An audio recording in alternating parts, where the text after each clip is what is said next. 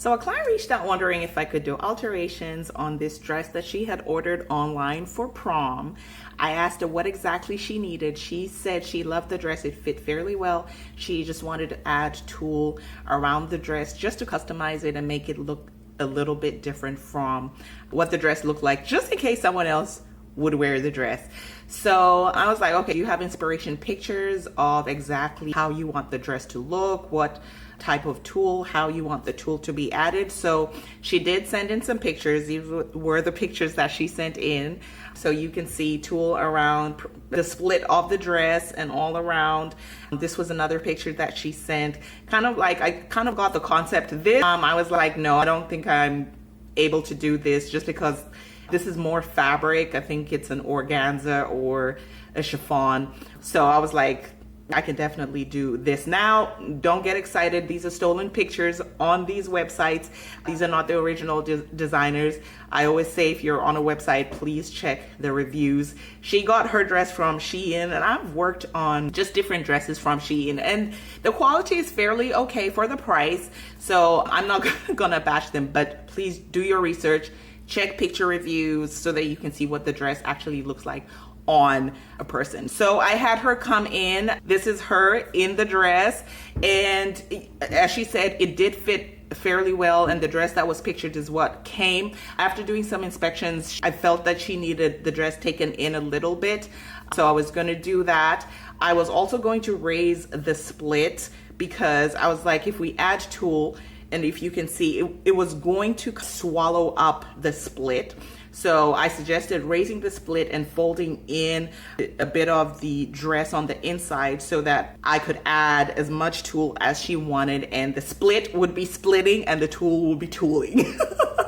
So that's what I was going to do. I was also going to add some fabric just around the back area just to elongate the dress because she was pretty tall, and I was like, if I put tulle, it would be, and if she wore her heels, it would kind of look weird.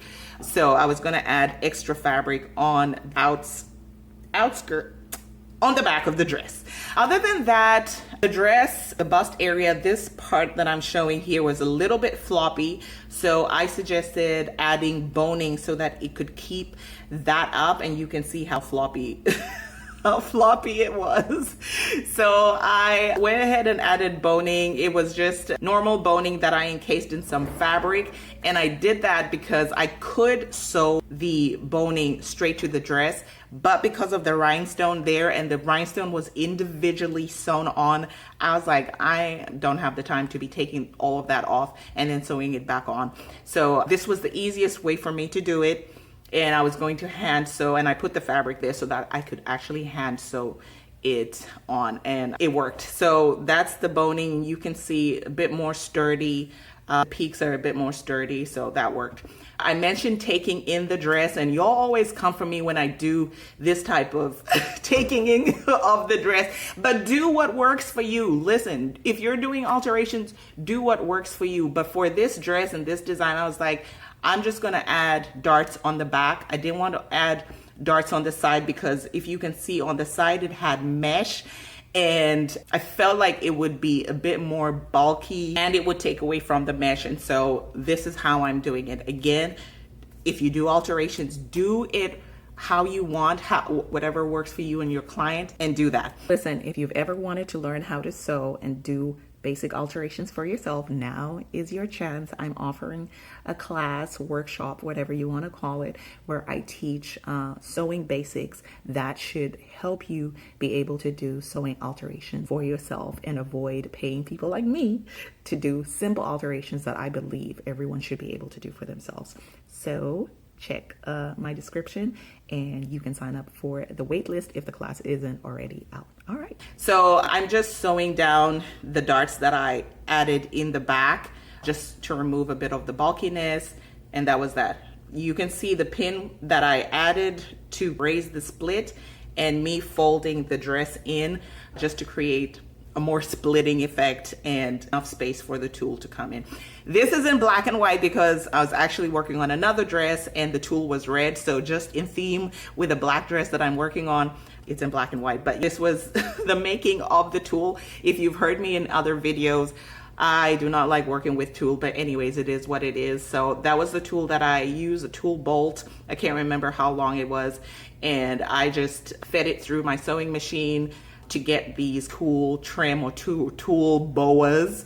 I tested it out around the dress and pinned just to see what it would look like. So this is, you can see the formation, and then here I am sewing or trying to sew it down. So all right, so done with that, and then you can see the fabric that I added in the back, and that's all the tulle boa. This is so time consuming, but anyway, she came in for another fitting, and this is her. She liked the direction that it was going. You can actually see the back of where I added that extra fabric and the tulle, and she was fine with that. I had originally asked her what color she wanted it, and she said black, and I told her the black of the velvet is a little bit more saturated, so it looks darker as compared to the tulle, because the tulle is see-through, has more light going through it, so it will kind of look gray, and she was fine with that.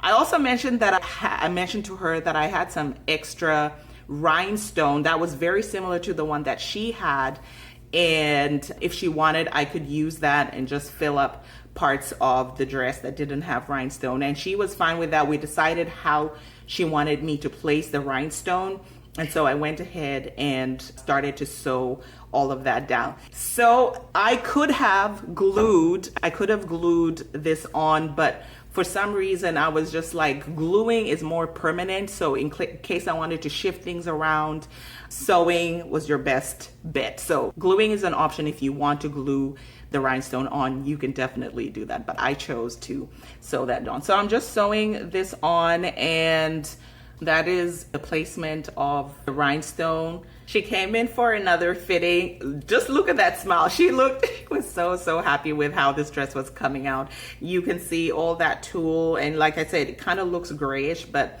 she was fine with that. This is the back view with the added fabric that I did in the back. This is her for prom. Absolutely gorgeous. Love the way the dress turned out. And unfortunately, prom got canceled because we had some crazy weather in Memphis, but I'm glad she got a chance to go out and take some amazing pictures. Before and after, how did I do?